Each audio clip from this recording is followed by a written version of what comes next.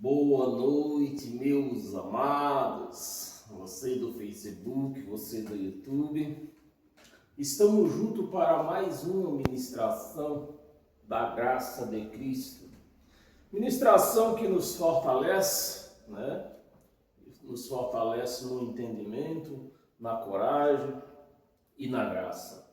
Então sejam todos bem-vindos a esta ministração. Eu daqui, você daí, né? Eu sou um ponto, você é outro ponto. Você compartilha com outra pessoa outro ponto. Você convida uma pessoa para assistir com você, é outro ponto. E assim a Igreja de Cristo ela vai sendo formada, né? Vai sendo congregada. Porque a Igreja de Cristo ela não é congregada fisicamente com pessoas. A Igreja de Cristo é uma igreja espiritual que é congregada espiritualmente. E quem ministra é Cristo. Ele é o pastor, ele é o sacerdote, é ele que é tudo, ele é o cabeça, ele é o presidente da igreja. Então sejam todos bem-vindos a essa ministração. E compartilha aí em todas as suas redes sociais. Se inscreva no meu canal lá no YouTube, Ed em Nova Aliança, para que esse canal ele venha crescer e alcançar pessoas que necessitam de ouvir a verdade, assim como eu vivia, né? Eu vivia ausente da verdade. Talvez você ainda, se você frequenta um lugar com placa da igreja, você ainda está ausente e você precisa conhecer a graça de Cristo para que você faça parte dessa igreja de Cristo, congregando com Ele, não comigo. Você não vai congregar comigo. Comigo você vai ouvir somente as minhas palavras.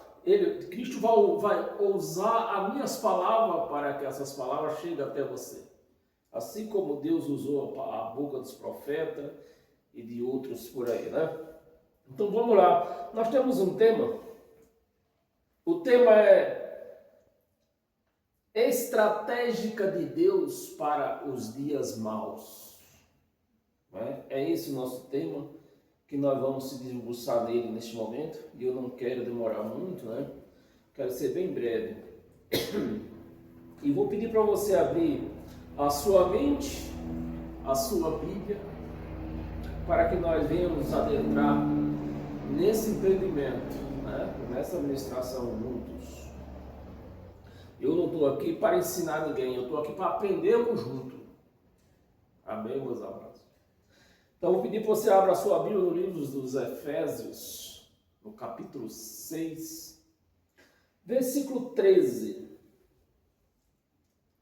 E no versículo 13 diz assim: portanto, tomai toda a armadura de Deus.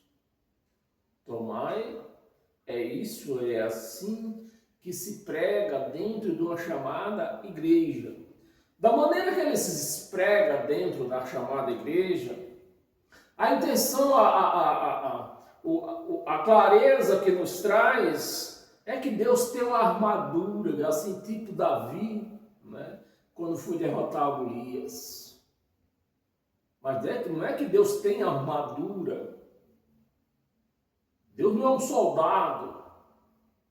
Isso é só a palavra, esta palavra armadura aqui, a armadura, isso é um adjetivo, é uma força de expressão.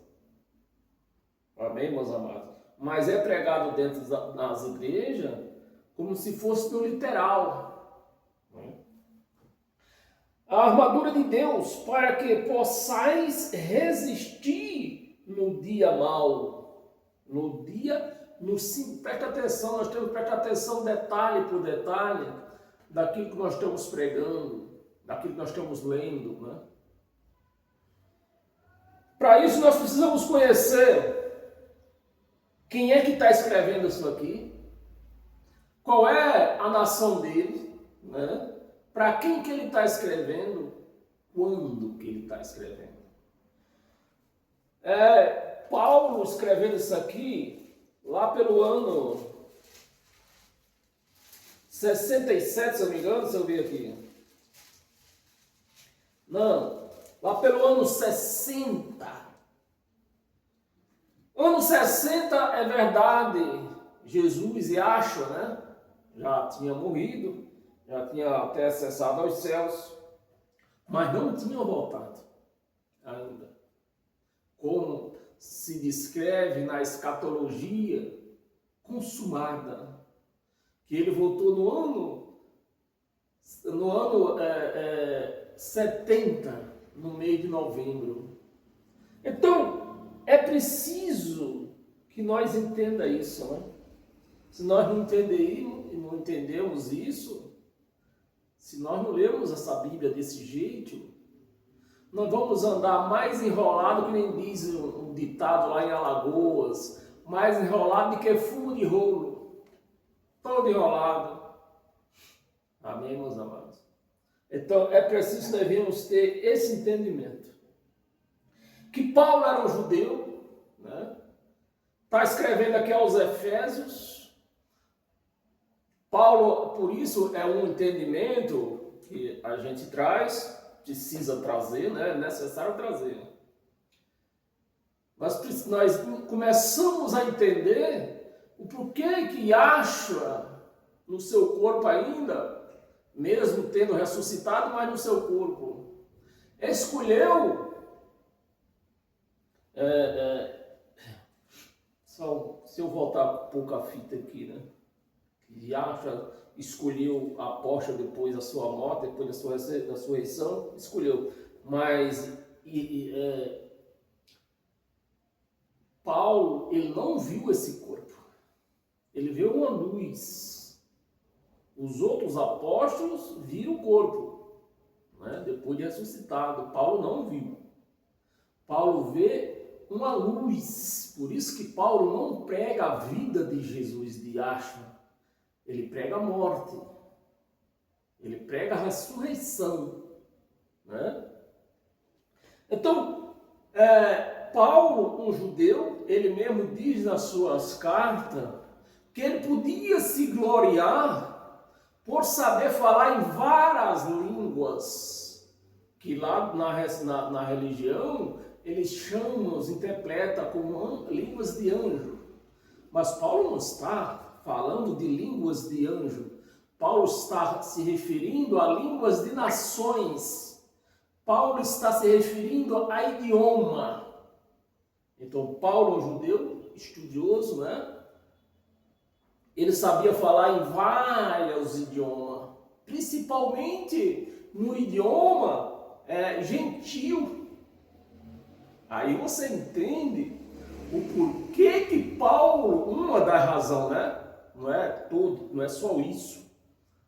O porquê que Paulo foi escolhido para ir aos gentios, porque ele era uma das pessoas que tinha sabedoria, conhecia da Torá e sabia ler, sabia de várias linguagens, ele podia visitar várias nações gentílicas, enquanto Pedro, Tiago e João, eles não podiam, eles não sabiam falar em várias linguagens, em várias línguas de nações, em vários idiomas.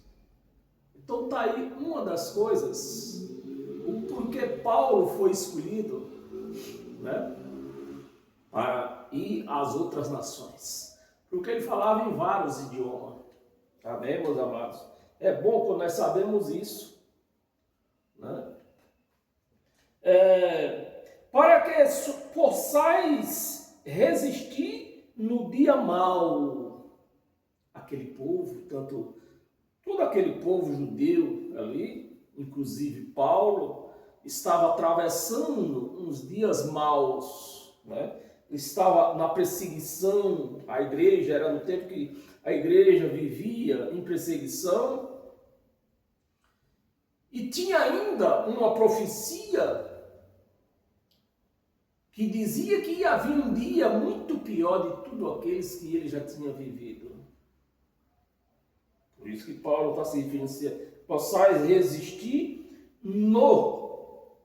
aqui não está nos dias, mas está se referindo no dia mau, que seria a volta de Cristo. Eu vou falar de Jesus, né? Tem que falar direito, senão o povo confunde. Cristo nunca prometeu voltar, apesar de ter uns postos aí pelas redes sociais, dizendo que Cristo vai voltar. Cristo nunca prometeu voltar. Quem prometeu voltar foi Yahshua. Foi Jesus de Nazaré. Prometeu voltar e voltou no ano 70. Então, nesse dia, nas profecias de Yahshua, dizia que no dia que ele voltasse, que nem diz o ratinho, a cobra ia fumar. E fumou. Né? E fumou. Que seria o dia de juízo. O dia do juízo. Onde aquele povo ia ser ajuizado. E foram ajuizados. Mas esse povo nas redes sociais, sem entender bulufas de Bíblia, fica postando aí que Jesus ia voltar. Se eles tivessem noções do que seria a volta de Jesus, eles nem postavam. Eles se escondiam numa caverna para nem sequer ouvir ninguém falar isto. Porque a volta de Yahshua, a volta de Jesus, seria juízo, né? Onde muitos iam pagar com seu próprio sangue. E pagaram com seu próprio sangue. Então, meus amados, como eu, conhecendo, entendendo que a volta de Jesus seria isso, nos nossos dias de hoje, se eu entendesse assim, como que eu ia desejar a volta dele? Não. Meus amados, é só nós pôr o nosso raciocínio para funcionar. Se realmente Jesus não tivesse voltado ainda, o povo ia orar para ele não voltasse nunca. Nunca voltasse, nunca. Porque ele ia voltar para ajuizar as pessoas, né? Como ajuizou. Foi milhares e milhares de pessoas que morreu queimados, outras de fome. O problema é que a igreja não entende isso, não sabe, não tem esse conhecimento. Os pastores que têm a responsabilidade de explicar isso para a igreja, os pastores não explicam. Ao contrário, eles fazem de tudo para a igreja não entender isto. Porque a igreja, uma vez não entendendo que Jesus voltou, elas vão estar lá todo dia, nessa esperança de um dia ser salvo, quando Jesus voltar. Mas a volta de Jesus não era, é só ler, meus amados, não era para salvação, era para julgamento. Era para julgamento. E foram todos julgados, todos condenados. E quando se trata de condenação de Deus, é uma condenação eterna. Você vê aí os judeus aí, um povo sabido, né? Próspero, mas referente a Deus, os judeus perderam a sua unção que tinham para com Deus. Porque eles receberam a lei que era obrigatoriamente cumprir. E eles não cumpriram. E até hoje, eles vivem o quê? Servindo a lei. Porque o evangelho da graça não chegou até eles. O entendimento, pelo menos, né? Que alguém já deve ter pregado, alguns deles, ou não sei quantos, já devem ter ouvido, visto pessoas assim como eu, como vários outros que pregam a graça, pregarem. Mas eles não creem. Eles creem na Torá, que a Torá condena eles. A Torá condena eles. A A Torá não salva eles. E é assim que eles vivem, foram condenados para sempre. Amém?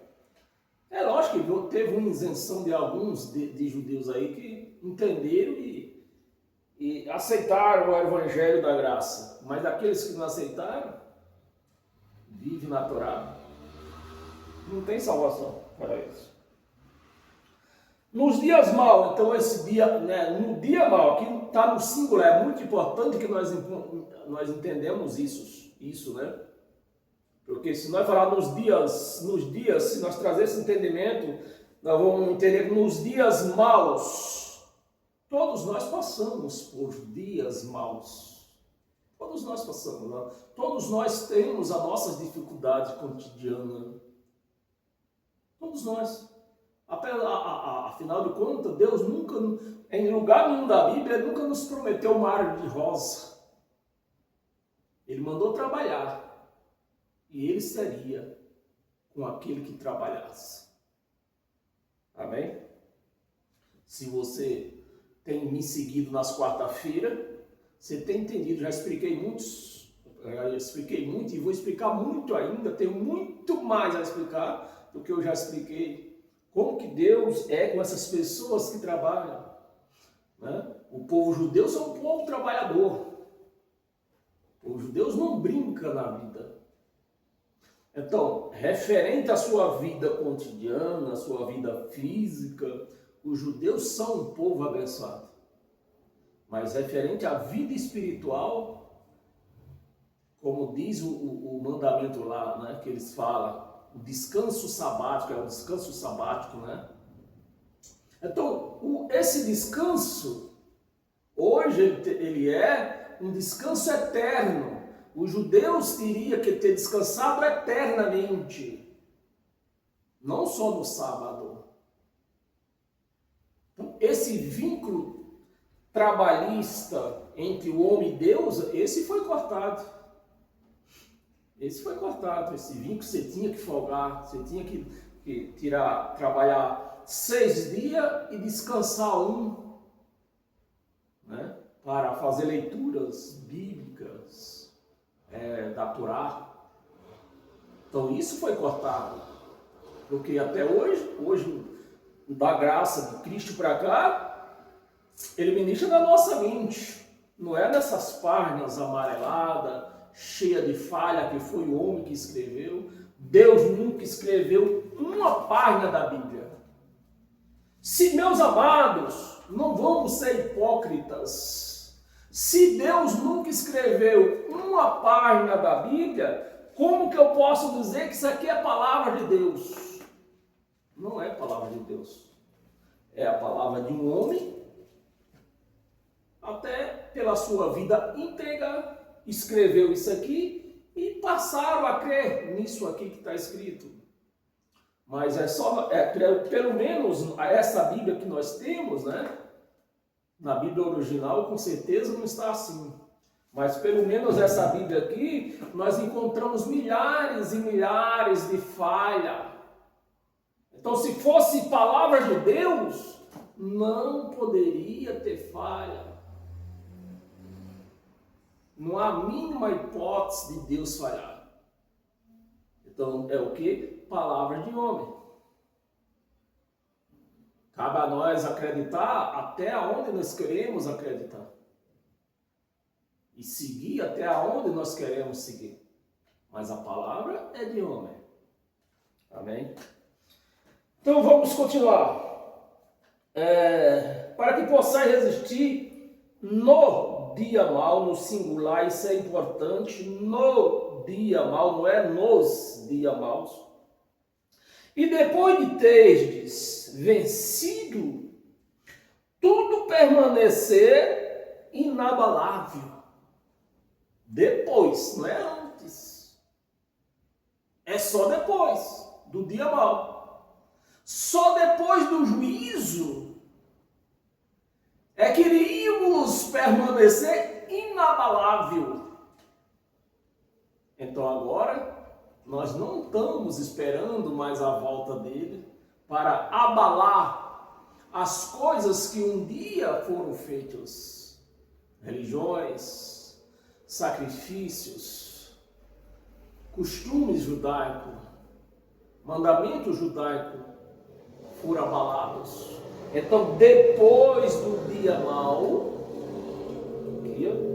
é que teres vencido tudo, permanecer inabaláveis. Inabaláveis. Só ver se eu leio o 14 que não está na minha relação aqui.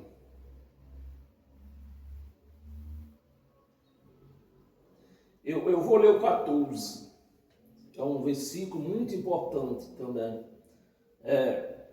Aí vem o versículo 14, diz: estai, né? Estai, pois, firme, cingido. Agora, presta atenção, agora não é mais com a couraça, porque a couraça, agora ela só mudou de nome. É ainda uma couraça, mas a couraça aqui mudou de nome. A couraça aqui é a verdade.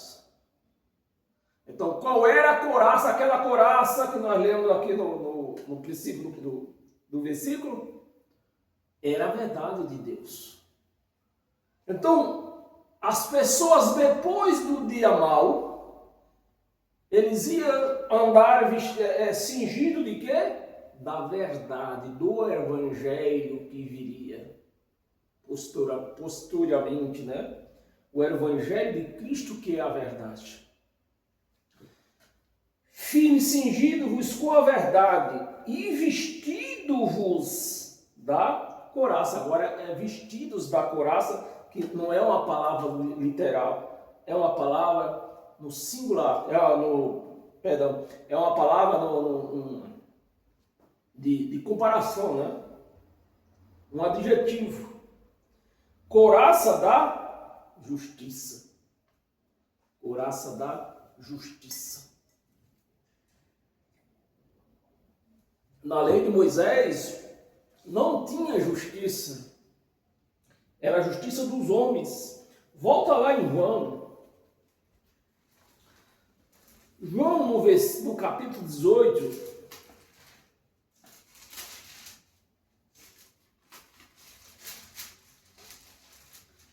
versículo, nós vamos ler do 33 ao 36. 33. Tornou Pilatos a entrar no pretório. Chamou Jesus e perguntou-lhe: és tu o rei dos judeus? Respondeu Jesus: vem de ti mesmo, né? Respondeu Jesus: vem de ti mesmo esta pergunta? Ou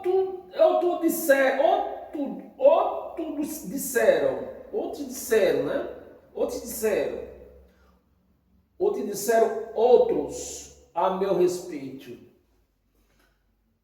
Então Pilatos perguntou a Jesus se ele era o rei dos judeus, e Jesus replicou em cima daquilo que ele pregava: é tu que está me fazendo essas perguntas? Ou foi outras pessoas que te disseram que eu sou o rei dos judeus? A respeito, replicou Pilatos: porventura sou judeu? Pilatos era o quê? Romanos.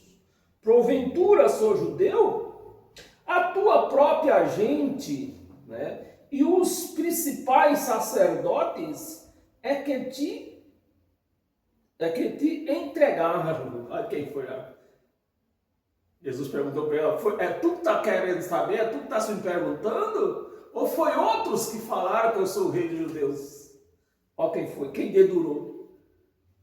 Os sacerdotes.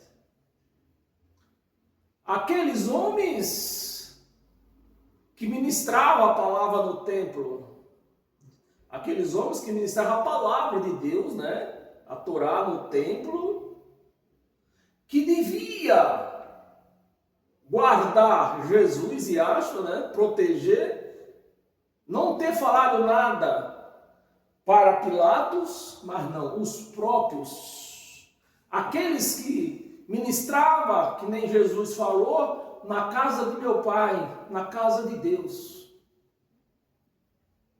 Eles tinham toda a obrigação de guardar. Se eles sabiam que Jesus era o rei dos judeus, era para eles guardar esse segredo.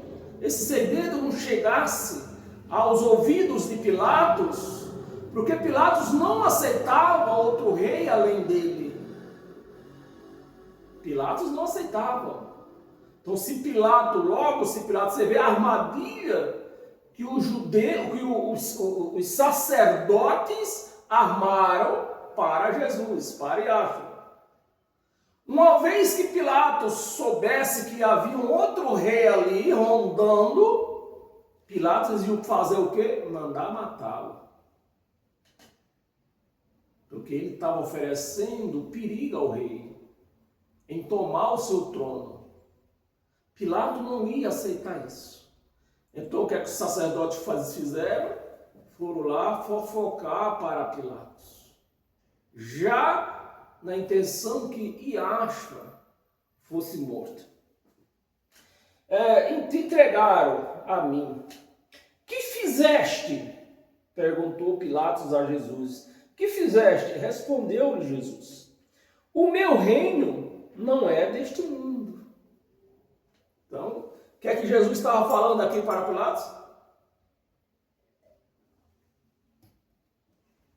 Pode ficar tranquilo, Pilatos.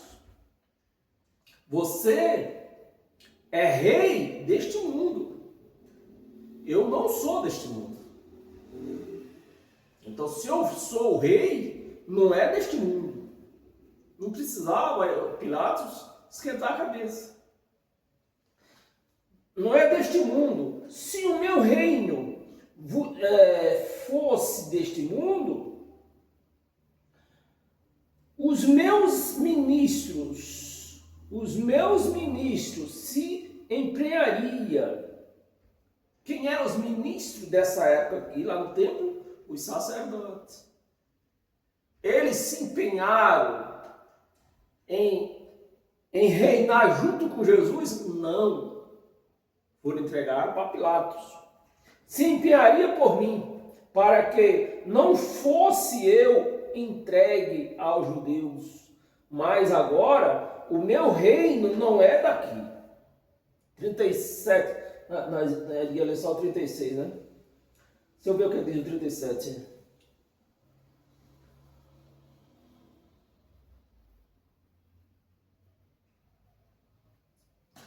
Aí vem as palavras, né, que levou à condenação de Jesus. Mas nós não vamos continuar, não, para nós, o nosso tempo é muito curto aqui. Abra sua Bíblia em Daniel.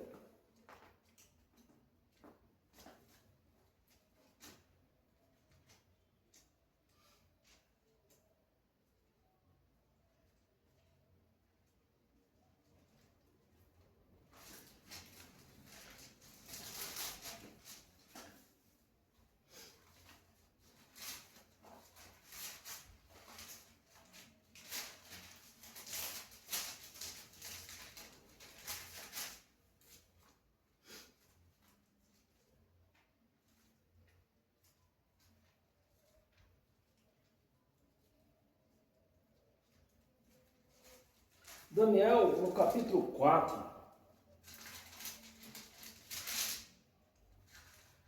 versículo, nós vamos ler do 20 ao 29.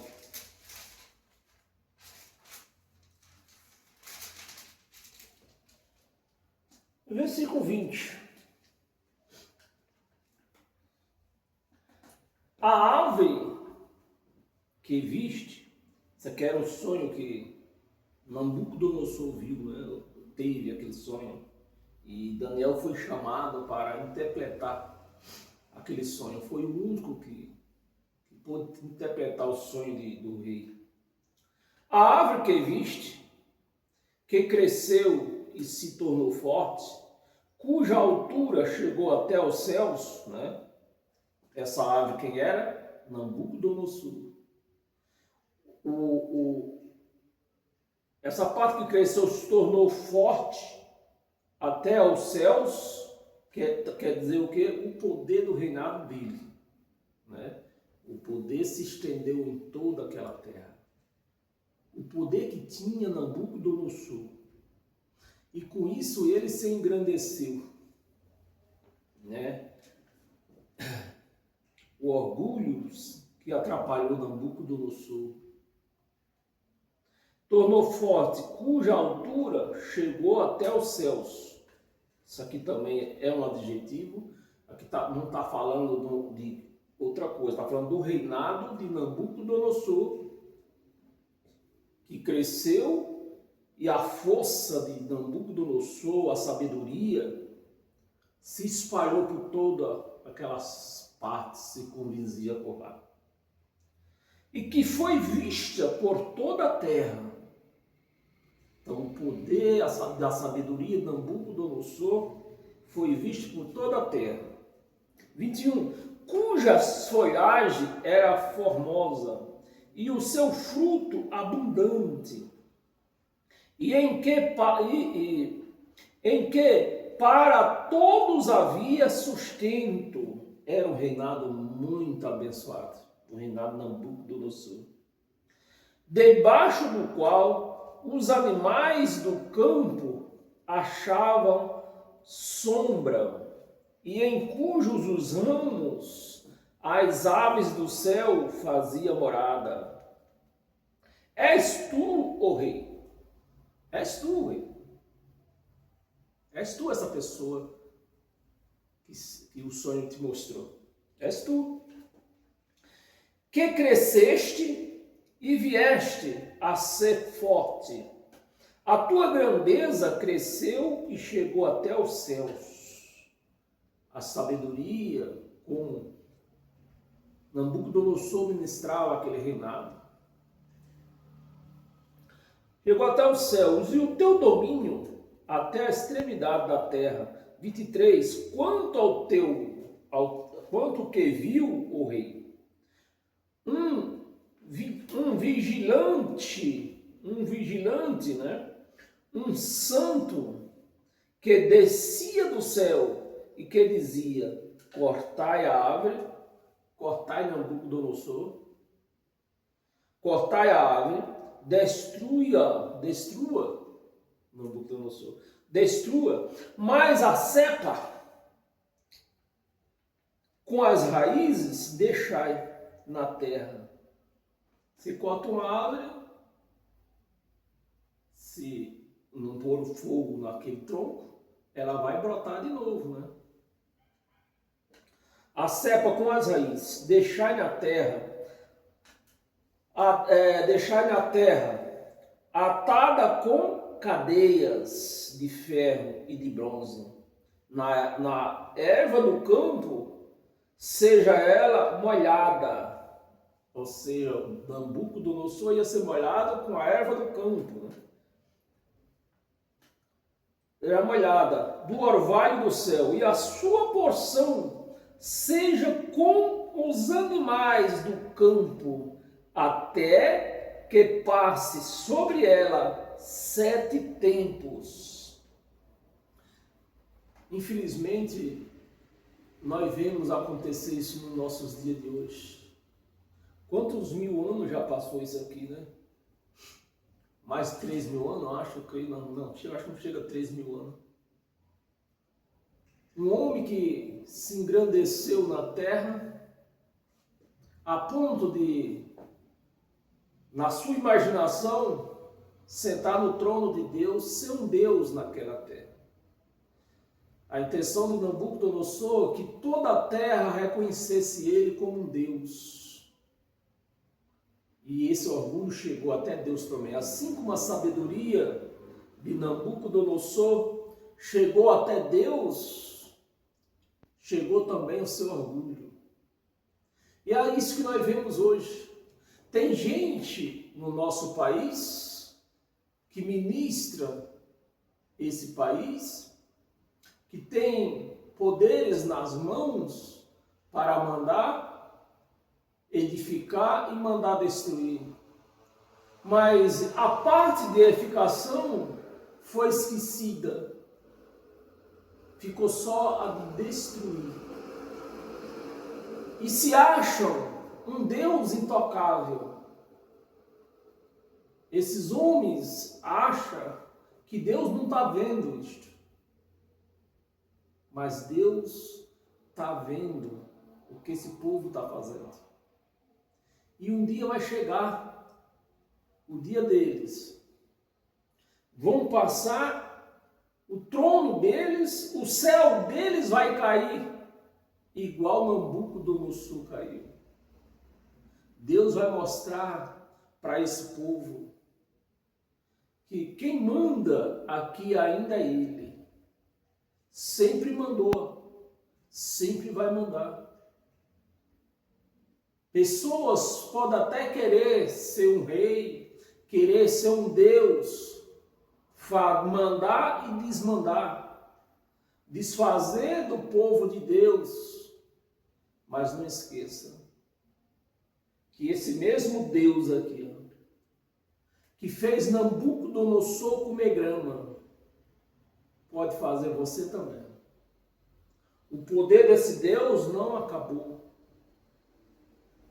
Esse poder ainda existe e vai existir para sempre, porque é Deus. Então, você que ministra, que faz e desfaz, nunca esqueça isso. Que Deus ainda ministra. Ele apenas está permitindo o que tá acontecendo no nosso país. Tá bem? Animais do campo, até que passe sobre ela 7 tempos. 24. Esta é a interpretação, ó rei. O que é que Daniel falou, acabou de falar para o rei? Que ele ia virar um animal, porque para comer grama, erva do mato e ser banhada pela chuva, só os animais do campo. Não foi uma boa notícia para o rei. Este é o teu deserto do Altíssimo, né? Este é o decreto. Este é o decreto ao Altíssimo que virá contra o rei, meu Senhor. 25. Serás expulso de entre os homens.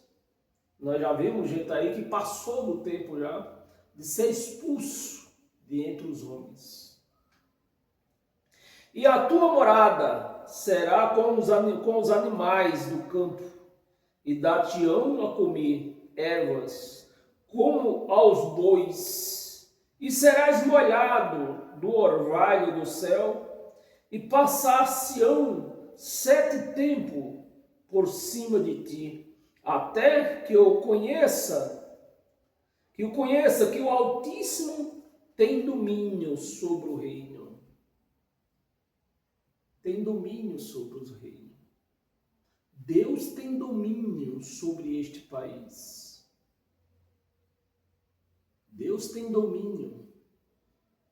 E você que passa por cima de tudo, você precisa conhecer, entender que Deus tem um domínio sobre você. Tem domínio sobre o reino dos homens e dá a quem quer. 26. Quanto ao que foi dito, que se deixasse a cepa da árvore com as suas raízes, o teu reino tornará a ser teu, depois que tiveres conhecido que o céu domina, homens podem se levantar, reinos podem se levantar, mas não pode esquecer, é Deus quem domina. Quando passar dos limites, ele fará comer erva do mato. 27. Portanto, ó rei, aceita o meu conselho e põe termo pela justiça em teus pecados e em tuas iniquidades, usando de misericórdia para com os pobres, e talvez se prolongue a tuas tranquilidade. Amém, meus amados. 28, vamos ler até o 29. Todas estas coisas sobrevieram ao rei Nabucodonosor, ao cabo de 12 meses passado sobre o palácio real, né? Depois do sonho do rei, passou 12 meses ainda para poder acontecer. Ao cabo de 12 meses, passado sobre o palácio real da cidade de Babilônia, falou o rei e disse: não é esta a grande Babilônia que eu edifiquei para a casa real com o meu grandioso poder e para a glória da minha majestade? Em vez de dizer para a glória de Deus, não, ele falou para a glória da minha majestade. Falava ainda, Nabucodonosor falava ainda isto. Falava ainda o rei, quando desceu uma voz do céu e te se diz, né? A ti se diz, ó rei Nabucodonosor, já passou de ti o reino. O reino não é mais teu. Já passou de ti o reino. Eu acho que eu li até demais, li só até o 29. Não, na verdade, nós vamos ler até o 37. Continuando. Falava ainda o rei, quando desceu a voz do céu, a ti se diz, ó rei Nabucodonosor, já passou até o teu reino, já passou de ti o reino. 32, serás expulso de entre os homens, e a tua morada será com os animais do campo. Far-te-ão comer erva como os bois, e passar-se-ão 7 tempos por cima de ti, até que aprendas que o Altíssimo tem domínio sobre o reino dos homens e o dá a quem quer. 33, no mesmo instante se cumpriu a palavra sobre Nabucodonosor e foi expulso de entre os homens, passou a comer erva como os bois, e seu corpo foi molhado do orvalho do céu, até que se cresceram os cabelos como as penas de águia, e as suas unhas como as das aves. 34, mas ao fim daqueles dias, eu, Nabucodonosor, levantei os olhos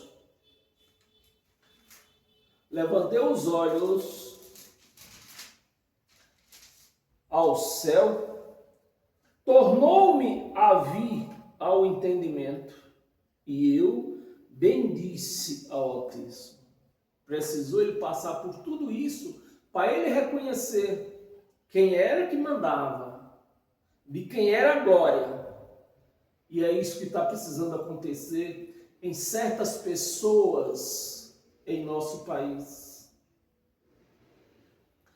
Ó Altíssimo, e louvei e glorifiquei ao que vive para sempre, cujo domínio é sempiterno, e cujo reino é de geração em geração, né?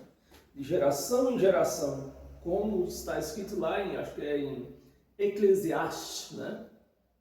Que esse mundo, essa terra, ela não vai se acabar. Geração vai, geração vem, e a terra continua.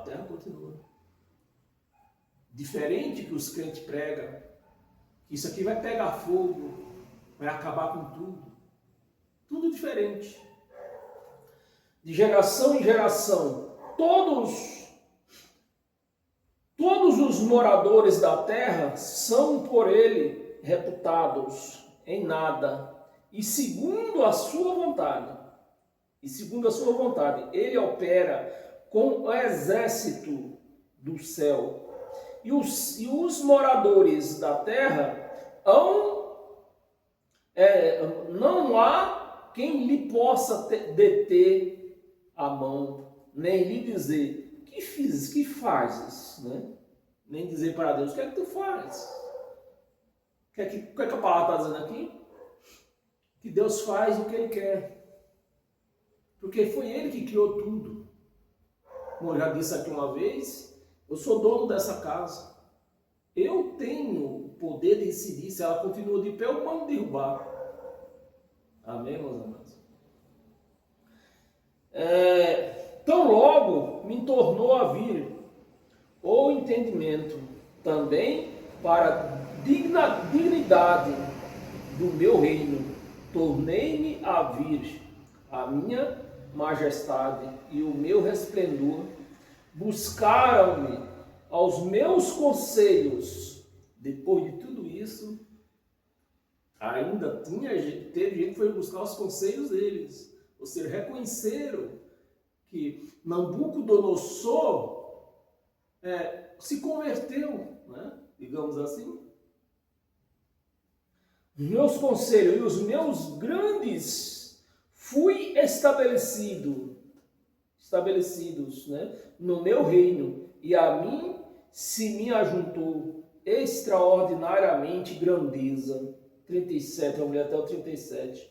Agora, pois, eu, Nabucodonosor, louvo e exalto e glorifico ao Rei do céu, porque todas as suas obras são verdadeiras e os seus caminhos justos, e pode humilhar ao que anda na soberba.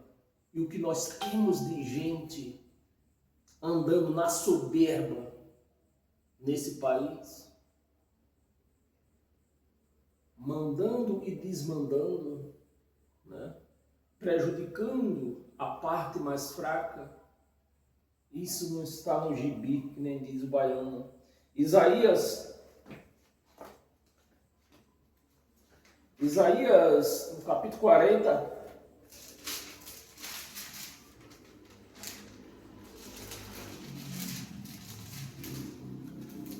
nós vamos ler do 12 ao 18. Versículo 12. Quem na concha da sua mão mediu as águas e tornou a medida dos céus a palmos. Quem recolheu na taça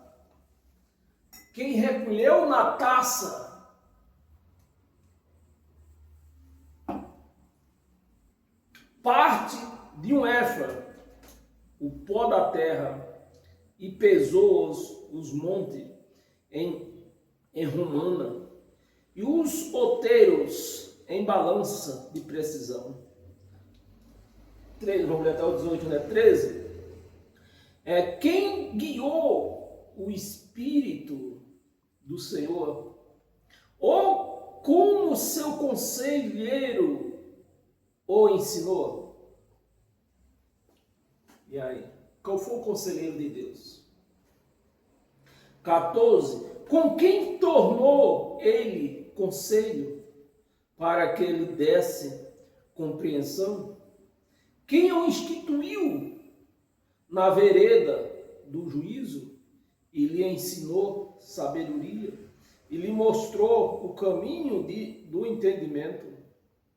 Eis que as nações são consideradas por ele como um pingo que cai de um balde e como um grão de pó na balança. As ilhas são como pó fino que se levanta. 16. Nem todo o Líbano basta para queimar, nem os seus animais para um holocausto. 17. Todas as nações são perante ele como coisas que não é nada, e ele os considera menos do que nada, como um vácuo. 18. Com quem comparareis a Deus? Com quem comparareis a Deus depois de tudo isso que você ouviu? Com quem você vai comparar a Deus? Mas nós vimos o sistema religioso comparando Deus com um copo de suco, um pedaço de pão, outros com um pedaço de pau, né? E assim eles vão comparando Deus.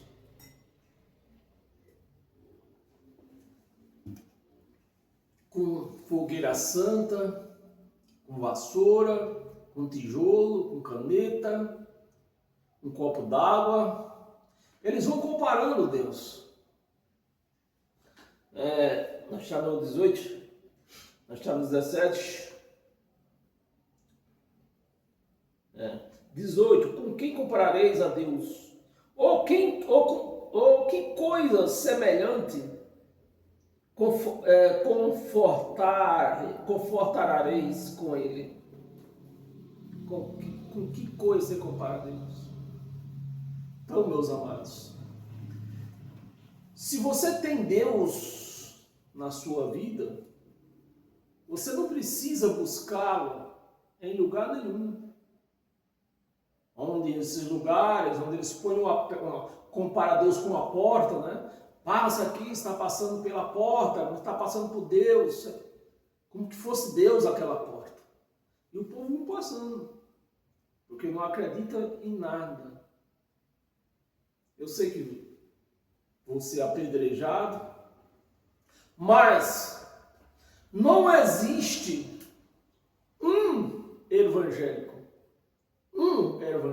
que sai da sua casa. Como eu falo evangélico, é aquele que sai da sua casa para ir para um lugar chamado Deus. Não existe um que creia em Deus. Não existe um. Todos são incrédulos. Porque eles até da boca para fora, até confessa que Deus está com eles.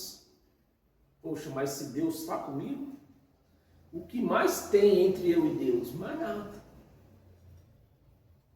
Mais nada. Se Deus está comigo, se Deus está no meu coração, na minha mente, se Deus ministra na minha mente, o que eu posso buscar mais em lugar nenhum, meus amados? Me ajuda aí. Não posso sair da minha casa. No momento que eu saio da minha casa para ir atrás de homens nesses lugares, eu estou declarando que eu não creio em Deus.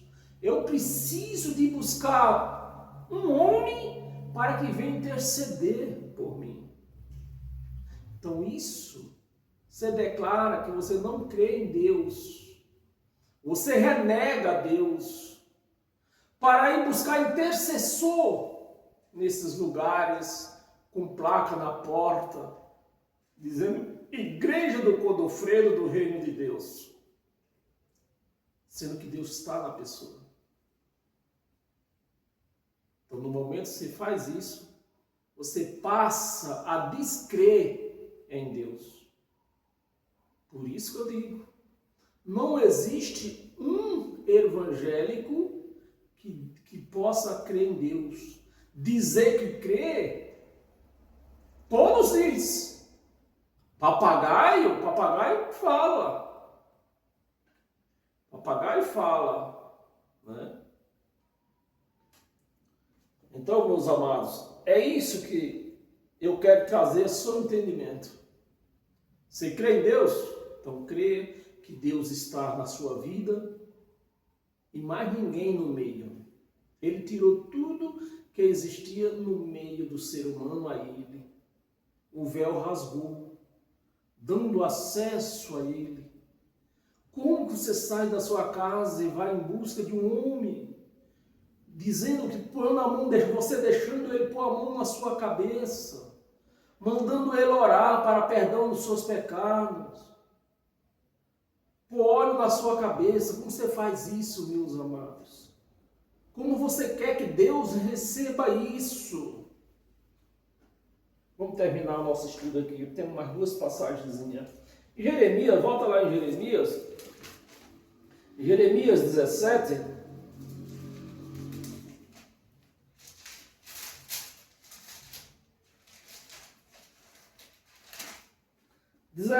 Nós vamos ler do 5 ao 10.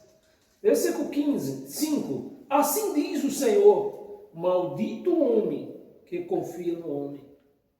Maldito o evangélico que confia no pastor.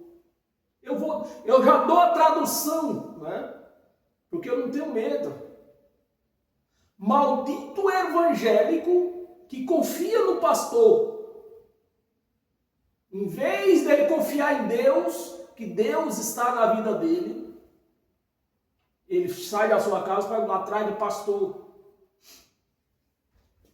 Maldito o homem que confia no homem, faz da carne mortal o seu braço. Crente que faz do pastor o seu guia. E essa pessoa quer ser abençoada, quer receber as bênçãos de Deus. Você não vai receber as bênçãos de Deus. Você vai receber o furor de Deus. A carne mortal, o seu braço, e aparta o seu coração do Senhor. No momento que você deixa a sua casa, se você tem tempo, às vezes muitos dizem que não tem tempo de buscar a Deus, buscar no sentido de ter um tempo a sós com Deus, é isso que eu quero dizer. Se eu falar bem explicado para não confundir, né? Tem pessoas que dizem que não, eu trabalho muito, eu cuido da casa, eu cuido dos meus filhos, eu tenho isso para fazer. Não. E esse momento que você sai da sua casa para ir para uma igreja, se tranque no seu quarto, converse com ele, adore a ele, cante para ele. Não precisa ser em lugar nenhum. Porque no momento que você deixa o seu celular para ir para esses locais, você está sendo amaldiçoado, você está descrendo de Deus, indo buscar homens, intercessão de homens para a sua vida. O seu coração do Senhor. 6. Por que será como arbusto solitário no deserto e não verá quando? Essa é a pessoa que busca Deus nesses templos, né? Deixa a sua casa para ir buscar Deus nesses lugares com placa de igreja. Por que será? Esse evangelho será assim, né? Porque será como um arbusto solitário no deserto. A igreja lotada. Ele lá no meio. E Deus está dizendo, ó, você está no meio de muita gente, mas não estando comigo, você está só. Esse mundel de gente aí, para mim não quer dizer nada. Será como um arbusto solitário no deserto, e não verá quando vier o bem. Não verá quando vier o bem. Antes morrerá nos lugares secos do deserto, na terra salgada e inabitável. 7. Bendito o homem que confia no Senhor. Bendito o homem que confia em Deus. Bendito o homem que não deixa sua casa para ir atrás de homem com um título de pastor. Confia no Senhor e cuja esperança é o Senhor. Porque ele é como a árvore plantada junto às águas, que estende as suas raízes para o ribeiro, e não receia quando vem o calor. Não receia quando vem o calor. Se você, meu amado ou minha amada, que confia em Deus, você vive da sua casa, do seu trabalho, mas Deus está sempre na sua mente. Mesmo que as tribulações venham, alguma tribulação na sua vida, que todos vêm, para todos vêm, mas você confia em Deus.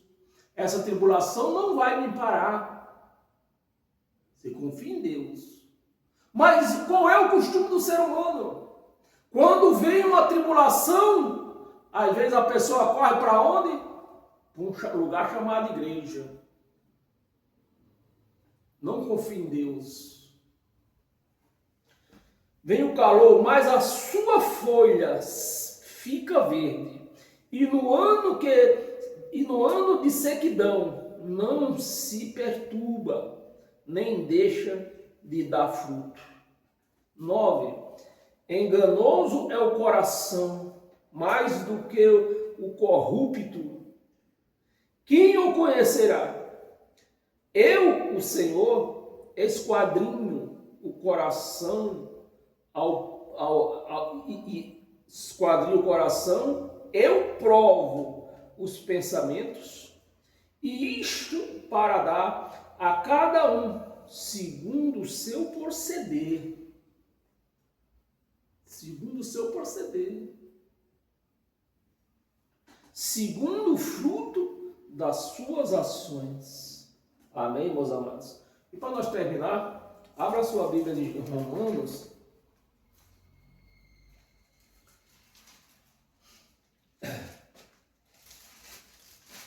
Romanos, capítulo 8, versículo 38 e 39, para nós encerrar hoje com todas as sortes de bênçãos.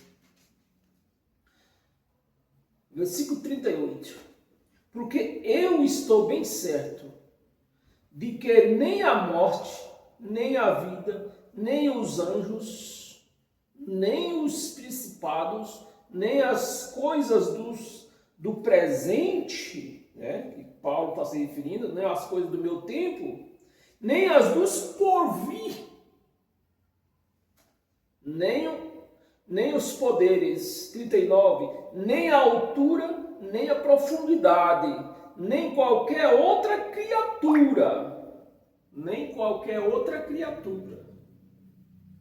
O que Paulo está dizendo com isso aqui? Nem que um Satanás, eu vou traduzir, né? Porque o que o crente tem medo de Satanás, crente não está dentro da igreja por amor a Deus. Crente não está dentro de uma igreja para louvar a Deus. Crente está dentro da igreja porque punharam na cabeça dele que se ele não estiver lá, ele fica à mercê de Satanás. Por isso o crente está lá. Crente não teme a Deus. Crente teme Satanás.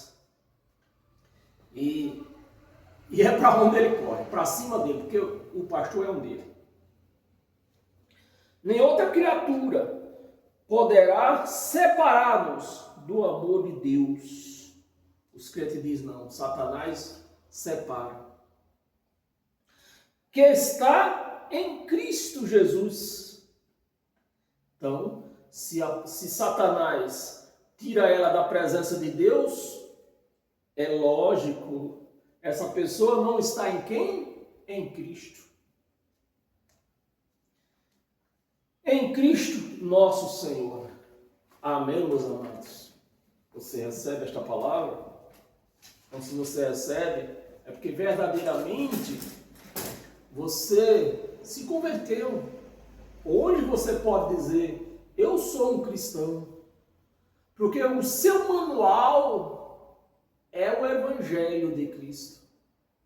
É como quando você compra um aparelho eletrônico, né, um eletrodoméstico, cada um tem o seu manual.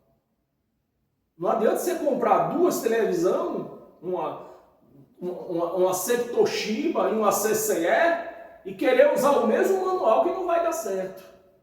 Vai dar errado. E o que é que o povo faz? Estão aí com dois manuais. Um aparelho que é ele, né? O aparelho que é o crente. E dois manual. o de Moisés e o de Cristo.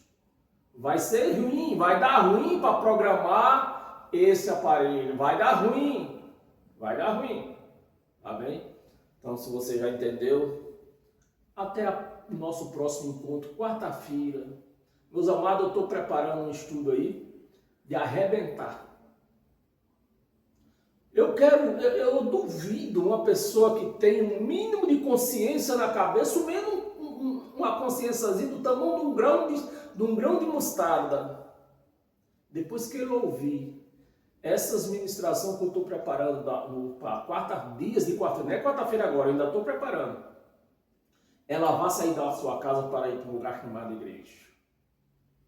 Porque o que ela vai buscar na igreja? Unção com Deus, comunhão com Deus. E eu vou mostrar, vou provar que nesses lugares não tem comunhão com Deus, não tem comunhão com Deus. E depois que você ter essa certeza, é impossível que você vá até lá de novo. Amém? Paz eterna, que o Evangelho, a graça de Cristo abençoe todos vocês por todos os dias da sua vida aqui nessa terra. Amém? E até quarta-feira.